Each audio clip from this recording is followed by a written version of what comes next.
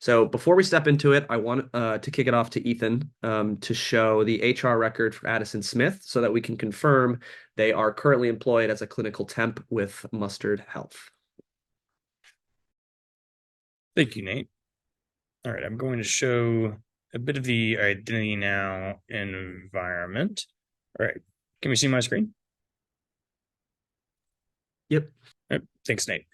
So right now we're taking a look at Addison for our first use case, and you can see that she already has a pre-existing HR source record and a sell point record, which this is just reflecting the identity object that's created as a result of her HR source data.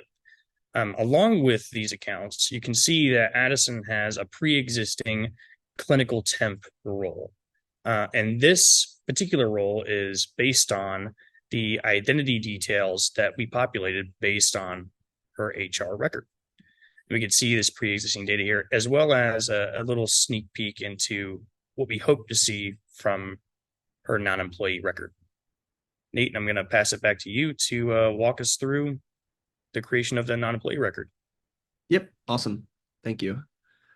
All right. So we are back at our dashboard, and the first use case we're going to run through is the creation of an organization. We have to create S3 University, and then we're going to directly invite Shannon Wagner to act on behalf of S3 University so that she can generate access for Addison Smith, which will flow downstream to Identity Now.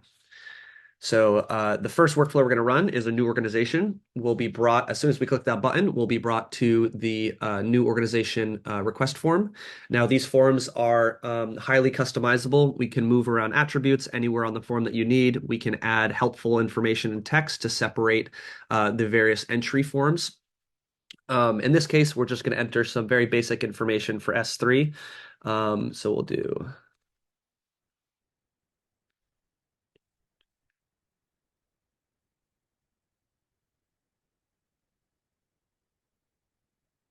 All right. And then, so after we entered the name, you'll notice that there's a drop down for population select. Now, these are the populations that an organization can manage. In this case, for our first use case, S3 University is going to be managing all three populations. So I will select all three populations. It'll be attached to this profile once it's created, which we can then control permissions downstream on. I'm going to enter the headquarters for S3, which we have decided to be 100 Education Way in Daytona, Florida. Okay, so once all the information is entered, I will go ahead and hit submit. One thing to note is that you'll notice that all of these fields have an asterisk symbol next to them. That denotes whether or not an attribute, we call them, is required. So street is required, city's required, state's required. As we move along, you'll notice that some fields don't have that, which are optional fields to enter. So once I submit this, I'll see that my profile's been created, Strategic Security Solutions University. I'll notice a couple things on this page as we're viewing the profile. At the very top, I can tell it's an organization type. As we move along, this will change to people and then assignments or their relationships or entitlements, however you want to describe them. So on this page, we'll see all the information we've gathered so far. We'll have a couple tabs here so we can see the managed populations. Right now it's student, physician, and registered nurse. And you'll see a couple buttons up above that we're able to target this profile for and run workflows on to update data. So in this case, we're actually going to invite Shannon Wagner as a collaborator. There is one thing I wanted to show you before we step into it. I'm at our user table now. These are all the users internal to Mustard Clinic. So you'll notice at the very top, we have Brian Gray, we have Camilla Day, we have a couple dummy manager accounts that we've made. At the end of Brian Gray and Camilla Day's table for their row, you'll notice that they have two roles. They both share the manager role, but Brian Gray has a student approver's role, while Camilla Day has a registered nurse approver's role. What that allows us to do is group many different users into different groups so that we downstream, once we or rather in the application, once we go through approvals and fulfillments and things, we're able to group those users where we need, which we will see very shortly.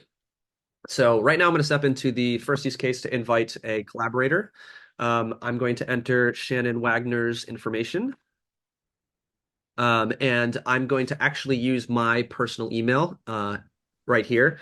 In this case, Nathan Brown, as the IT admin, would enter Shannon's email because this email is actually going to generate an actual email to be sent to Shannon Wagner's mailbox. In this case, of course, for the demo, I'm going to have to send it to my mailbox because Shannon Wagner is not a real person. Give me 1 second. Okay. So you'll notice that there's some text at the bottom and top of the screen. I can see for which organization I'm onboarding for, followed by which population. And then I can also see a text that says any information entered above will be used to search for potential matches. What that means is the system is actually checking to make sure that Shannon Wagner does not already exist. This is a huge use case for healthcare clients. A lot of clients that we've worked with have had issues preventing duplicates from being made because they might have multiple positions from different sources. So with NERM being the authoritative source for non-employees, we're checking to make sure that Shannon Wagner doesn't exist. In this case, we're checking based off of email, first and last name. Other clients may use date of birth, last four of social, first, last, and other kinds of permutations.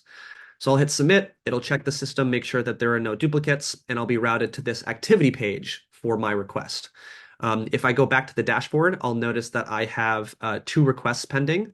I have the original invite that I ran, and then a sub workflow that's been kicked off under it. So right now, I can see that a registration's been sent to this mailbox. So I'll go to my email and I'll see that a new email has been generated for me. This template is, again, totally customizable. In this case, we just kept it pretty basic. So it says, hello, Shannon Wagner. As you can see, you're onboarded on behalf of S3. Follow the link below to get started. So as Shannon, I'm going to receive this email, click Get Started, and it will route me directly to a portal under Muster Clinic still, but you'll notice that the URL up top has a specific portal for S3 University. This is where Shannon will come in and enter any relevant information that she needs to enter. A lot of healthcare clients would use this particular feature to gather personal information that the internal people to Muster Clinic may not have on hand.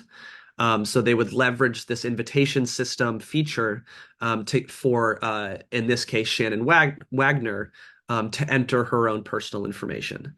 In this case, there's no PII, if you will, for her to enter. So we'll just enter some information here. And we'll hit submit.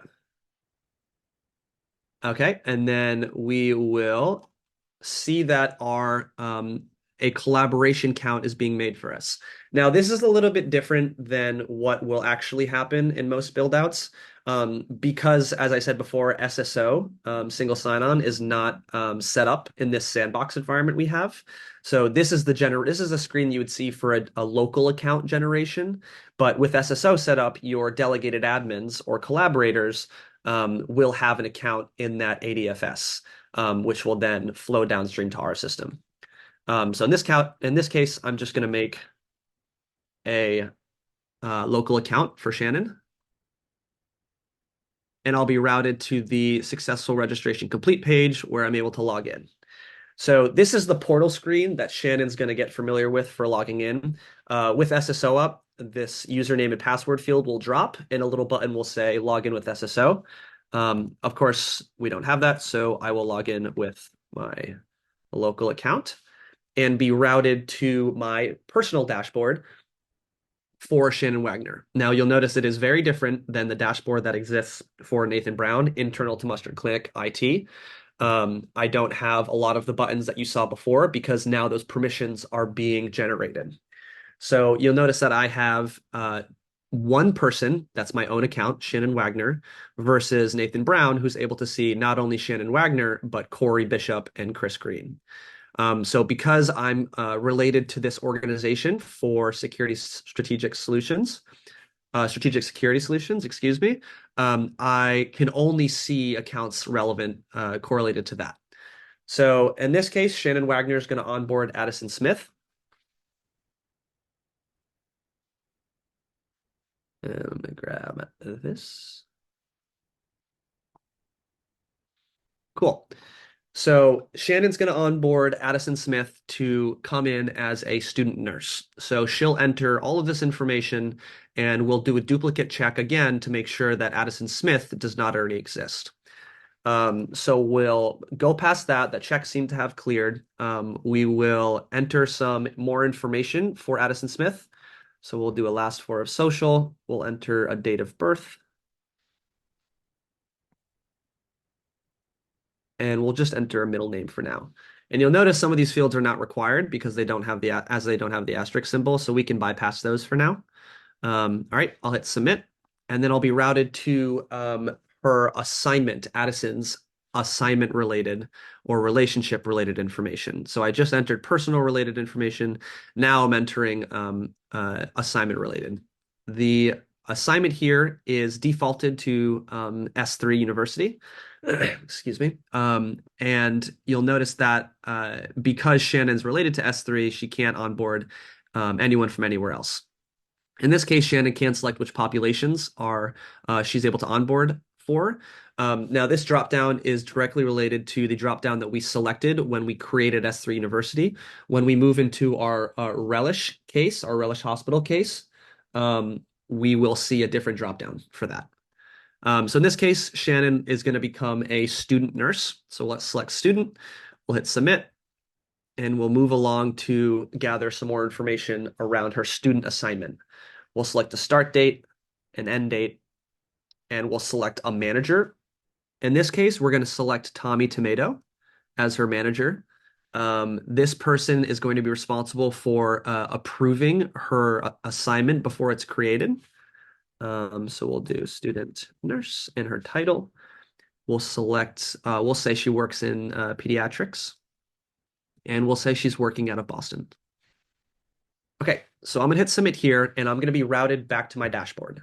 So what is happening now is if I go to my request queue, I'll see that my new non-employee, I'll go to the other request. My new non-employee request is actually pending approval from not only the student approver's role, which Brian Gray falls under, but also my manager, Tommy Tomato. So I'm going to go back to my IT admin account. I'm going to navigate to the activity log that requires my attention.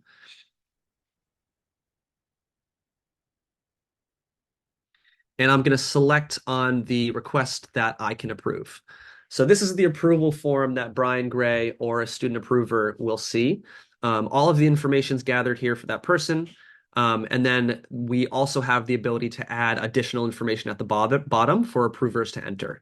In this case, we're just asking if this person, Addison Smith's credentials are verified. If they are, we'll ask how. So either a manual I-9 form, Echo verified, or a manual verification in some other way. If I say no, then we'll provide a reason for that too. So in this case, I'll just say manual verification is done in order to verify their credentials. I'll hit approve, and this access will be created in the NERM environment. So here I can see Addison Smith. If I go back to Shannon Wagner's page, I'll see that now I have Addison Smith in my people view. I can see Addison as well as my profile. If I go to assignments, I can see only Addison's assignment because she's directly related to S3. Okay, so now what I'd like to do is give it over to Ethan to verify that in IDN, Addison access has been created. Thank you, Nate. So going back to the Identity Now environment, we return to Addison. You can see prior to the non-employee records being created, she still has her HR data. Now, if I refresh this page, we'll see that Addison has some new account data, including the user record as well as the assignment record. if we review Addison's roles, if you remember, she had this clinical temp role, but now in addition, she has this non-employee student role based on some of the identity details below. And you'll see this is indeed the student assignment access that Nate created for us. And Nate, I will pass it back to you to walk through the next use case. Thanks.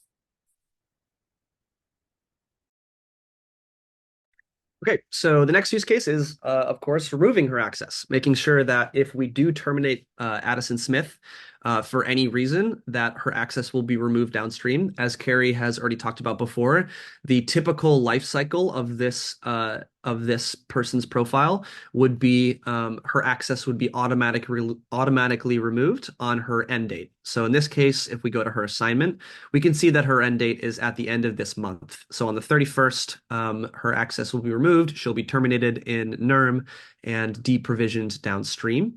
In this case, we're going to manually update her access here by clicking on the terminate button. So we will be asked whether or not we really mean to terminate her. And we'll also be asked if we want to rehire her in the future, if she is eligible for rehire. If our answer is no, then if she is selected again in the future, we have the ability to put in an approval form saying, this person was selected as do not rehire. Do we want to proceed? In this case, we'll say that we can rehire her and we'll give a termination reason, end of contract. Okay, we'll hit submit and we'll see that Addison Smith is now terminated in NERM. Her assignment is now inactive. And I'm going to pass it back to Ethan to show that access deprovisioning before we get into the final use case. Thank you, Nate. Now, returning back to identity now. Oh, apologies, it was the wrong screen. New share. There we go. All right. So this is Addison's record prior to us refreshing this page. And if I refresh this page now, we will see that that data that we once had has fallen off. And if we review the accounts, we can see that Addison, as she's not been deleted out of the non-employee platform, we can see that her user record remains, but the assignment account record has fallen off. And if you review Addison's roles, we will see that Addison has retained her clinical temp role, but the student role has been removed. And Nate, I will pass it back to you to walk through the final use case. Thank you, sir.